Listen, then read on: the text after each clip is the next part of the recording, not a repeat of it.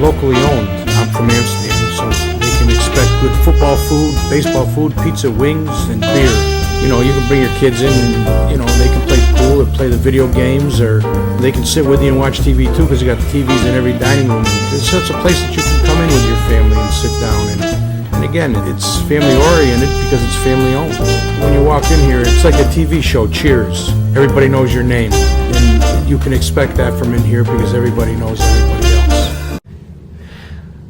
2011 high school football regular season is in the books, and we're here to wrap it up for you on the Sideline Guys here at SidelineGuys.recordernews.com, brought to you, as always, by our friends at Crystal Ristorante. With Michael Kelly, I'm Adam Schinder, and Michael, we'll start with the one game this weekend that actually had any playoff bearing, and a tough way to end the regular season for the Broad Alton Perth Patriots. It was a tough way. They played all the way back from a 21-7 deficit in the fourth quarter to tie it up against the Hudson Fall Tigers, playing on the road.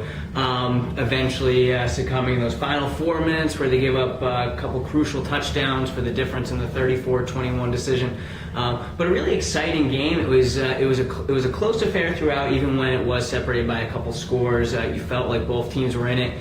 And it was an exciting atmosphere, too. It was Hudson Falls, a senior night, a lot of fans there, and it was pretty neat. They kept announcing the Albany Academy Ravenna score, which whoever won the game between Broad Perth and Hudson Falls was going to go play the winner of that one. That game was likewise very tight and back and forth, so it just made for an exciting afternoon in general. Yeah, you look at it, you talked about it being a tight game, and that kind of, with the exception of the Chalmont game and the Schuylerville game, that was kind of the story of the season for Broad Alton Perth. They get into these tight games, but with the exception of their win against Johnstown, just couldn't seem to get on the right side of those results.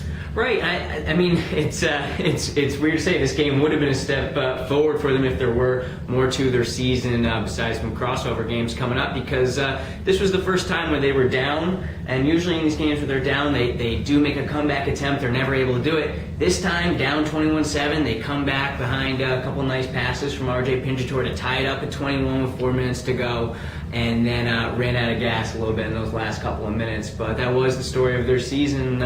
Close losses in pretty much every game. And with at least one crossover game to go, they get a road trip to Coxsackie Athens this weekend. How do you judge the first season, even at 1-6 for first-year head coach Jim Pelno? I think it was definitely a positive step forward. There was that new coach energy. He definitely brought that. This team does lose a lot of seniors. If you look at their roster, it's about 2/3 seniors, so there will be a lot of rebuilding for next year. But there was several sophomores and juniors this year who contributed a lot, so there is a base for the future. And everything else in Week 7 was basically window dressing. We'll start Friday night. Amsterdam closing its regular season on just a brutally ugly night of weather out of Scotia Glenville, but still a 47-0 win for the Rams and an undefeated year. Right. I mean, we've been saying this now. This was the easy portion of their schedule. The job was just to take care of business, which they did every week. Nothing negative really coming out of any of these last couple of blowout wins for the Rams. Yeah, it's good. This team could have had a couple of distractions. This is like their game was delayed an hour because of lightning. The field was just absolutely brutal. And it was also the first game they played after the public announcement that head coach Pat Laveria will be stepping down at the end of the season. But this team really stepped up from their second series of the game. Got an interception by Chris Carbone, drove right in for a touchdown pass to Hector Julia from Vinny Savkovic, and really just mowed Scotia over from there.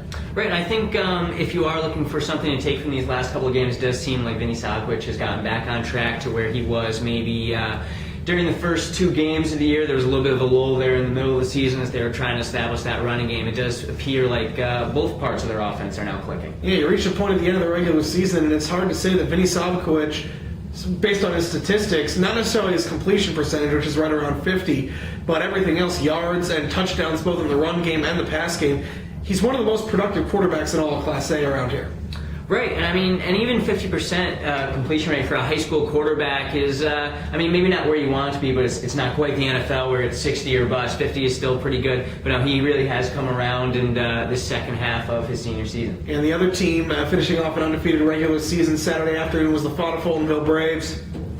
Did it really in easy fashion, built up a 27-0 lead on Coxsackie Athens by halftime.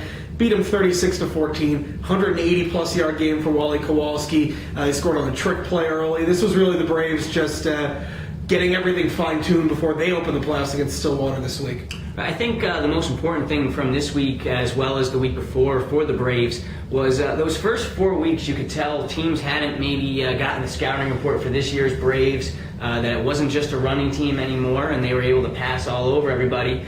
After that bye for the Braves in week 5, week 6 and 7, you saw a lot of teams taking some guys off the line to play against the pass, and they were able to show that this is still the same running game from last year, and able to gain about 400 yards on the ground over the last 2 weeks. So much like Amsterdam, showing they do have both parts of the offense clicking. And what really impressed me for the Braves through most of this game was their defense, the improvement of their defensive line throughout the season, particularly their 2 starting tackles, Dom Neary and Eric Moyer, who basically play just about every play, and the starting unit is out there.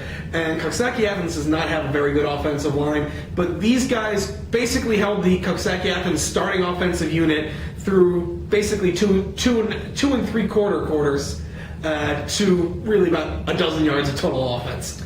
Right, I mean, and though you might think this would be a letdown game for Fonda, when this game was coming up, it's a winless team against an undefeated team, and you're looking, maybe they won't show up for this one. But remembering back to before the year, Coxsackie Athens is that's kind of an odd rivalry game for this bunch. This was a game that they were talking about before the season that really meant something to them. And I think they came out and acquitted themselves nicely in it. And then the final game of the weekend, also Saturday afternoon, Canajoharie ends their regular season in kind of the way that their whole season has gone the last 5 weeks.